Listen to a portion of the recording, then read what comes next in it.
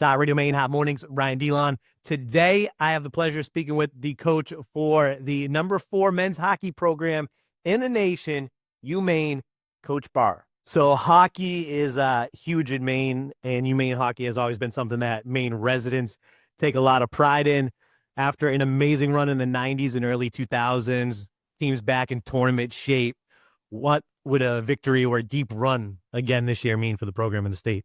It means more than I ever imagined it would, 4 years ago when, I was fortunate enough to get the job here. In our world, the college athletics, I had this conversation with our team today, like you get one game, right? You play the whole season. Mm-hmm. And then it's unlike, the Stanley Cup playoffs or even like where a lot of these players come from in junior hockey before they get to us, they're playing best of 5, best of 7. So it's like you have one game, you need to be perfect almost every night. We only play 34 regular season games. So that's a challenge ahead of us, but I think, the last year and a half, just, living here and being part of it. And, it's a humbling experience with the support that we get from the state. And just to keep growing that every year, I think will be our challenge and really what we're trying to do. For the Maine fans that are just catching on to the level of success that the team has been having, the program's delivered tons of players over the years to the NHL. Who should they be looking out for in the future? Last year, Brad and Josh and Doe came in as freshmen and they were brothers and they both had like 40, 50 points or whatever. That's an incredible year. I think this year, the strength of our team is the depth of our team. We have really good goaltending. We're deep on the back end. We're deep up front. We're not a team that's going to rely on one or two guys to win games for us. We're a team that, relies on really everybody playing to their ability.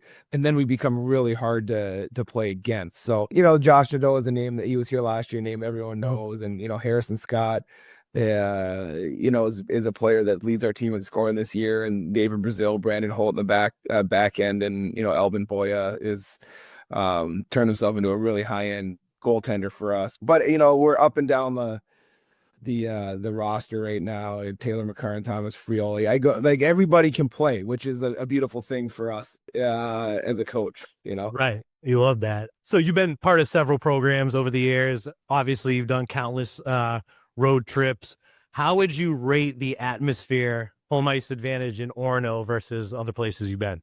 It doesn't compare to anywhere. I've been here as a visitor. I've been in Hockey East. I coached at UMass and Providence before I got here. And so I've been up here, but it was never during the heyday that you talked about. It was always the best place, even in average years to down years. It was always the best place to play in our league, I felt. The toughest place to play. And then the last couple of years, seeing it come back to, probably what you remember and, what a lot of the people have been following is just enhanced it. And it's, it is really, really hard for our opponents to play up there. And it really just kind of makes the hair stand up on your back, on your neck when you walk out to the ice every night.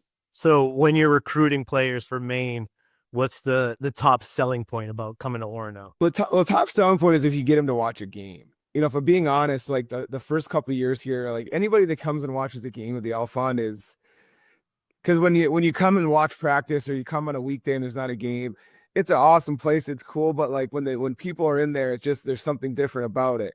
But the nice thing for us is we have thanks to the Alphon Foundation, we have a $40-50 million renovation that's going on right now of the rink, which is, all the facilities that maybe have been a little bit behind the rest of our league. That's all going to be now completely redone, and we're going to have it state of the art everything. So if we do bring a student athlete in on a non-game day, we're still going to have a great sell. And I just think we have the greatest hockey community in college hockey up here, and really it's the whole state. It's not just Orono or Bangor, and then adding the facility piece outside of the game day is just going to make it even that much more enticing. Now, speaking of the full state, like you mentioned, you're going to be coming down this weekend. You've got a sold-out game at the Cross Insurance Arena in Portland. What does that mean? Home game, different arena, down in Portland, sold out. What does that mean to the team? It means everything. We experienced that for the first time last year. When you can go 2.5 hours away from your school and sell out a game. I don't know if anybody can do that in college hockey, and that's just a credit. It's a credit to the community that supports us, and it's again, that's really the whole state. So we're just incredibly humbled to be able to come down there and to play in front of the greatest fans in the nation. So it just makes it, it's awesome. And I know that there's a lot of alumni that have moved down Portland area, get a chance to see their squad play. I'm going to be at the game, so I'm excited about checking you guys out on Sunday. Saturday before the game, you're going to be in Portland and you're doing a meet and greet at the Shipyard Tasting Room, put on by the Bear Down Collective. Can you talk a little bit about that? We have chances to do so. We last year we ate at the Shipyard. Uh, Great supporter of the athletics department here in Maine, and the people over there are awesome. Um, this past summer the Bear Down Collective with Alex Kristen, that's a new part of the game that's kind of become more and more important as it is in the last few years. So it's really cool for us to be able to go to the Shipyard in conjunction with the collective. And hopefully, have some of the local fans that maybe don't come up here and get to meet our student athletes or our staff. Come on over and say hi. It'll be a quick deal because we play pretty early the next day at 4 o'clock in the afternoon. But I think that we're going to eat at the Shipyard that day, which is always top notch. And then afterwards, stick around, and say hi for a little while. And really fortunate to have the Bear Down Collective do that in conjunction with the Shipyard. Yeah, we'll throw up all the details too on the website, Perfect. radiomaine.com. So you've been in Maine for 4 years, right? Now, Yep. what are some of your favorite places to hit up to go to? Or, I mean, Maine's got a lot of great restaurants, so maybe some of your favorite restaurants to eat at. I'll be honest, the first couple of years when I got the job, me and my wife we had newborn twins and a 3-year-old that we came. So we were basically hermits for really the first year and a half, 2 years, and really the last year and a half, we've kind of felt like we've, you know, reintroduced ourselves to society a little bit and got a little more comfortable with things. I mean, up here we got, the staples that, you have Past Pizza up here that we go to all the time. And, we have our coaches show at the Sea Dog down in Bangor and those kind of places. But, we're really, and it's more in the off season. We spend time, we live in Brewer, me and my wife and our kids. So like we get down towards Bar Harbor a lot. And, this state is so special, and but it takes time to like explore it. And like, so we're finding places that like we never even heard of. And then, like, okay, you should go here. We go there, and it's like you could spend a week there, So Right. I feel like we're still on the, not even close to understanding what the state has to offer. We're just getting better every day. Last question I have, we ask everybody that comes through. Maine state motto is the way life should be. So, in Coach Barr's words, what is the way life should be?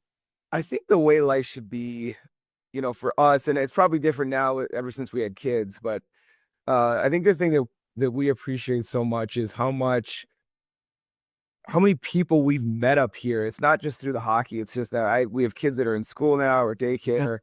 And I think people genuinely care about each other. And I'm from Minnesota originally, so like, we get I grew up in that. You hear about the Minnesota nice, and everyone's nice to each other all the time. I feel like I'm living at home again, which for me is really special because I've been gone on the East Coast since basically 2000, so we're going on 25 years. So for me, this feels as close to home for me in Minnesota as it gets. And now when we have 3 little kids, um, I think it makes it even more special. So when I hear the way life should be, that's kind of how I feel about it. Maine fans are very passionate.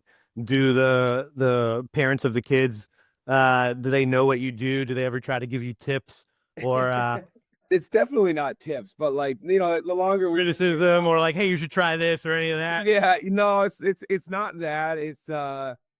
It's more just like, you're in the community. So we have a first grader. So now, you're at parent teacher conferences, you can Right. pick them up or drop them off.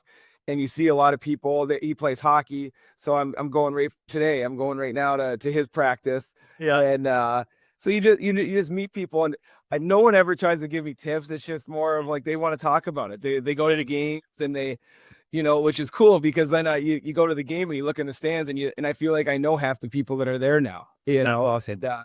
And I've never had that in any. I've coached at 5 other schools. I've never had that anywhere else. Partly probably because I didn't have kids and I wasn't in the community as much. Right.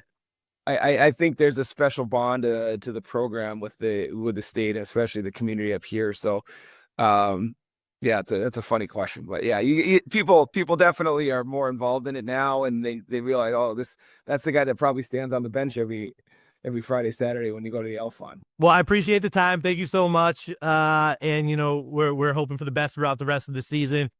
Thanks for having me, Ryan, and happy holidays, and we'll see you soon.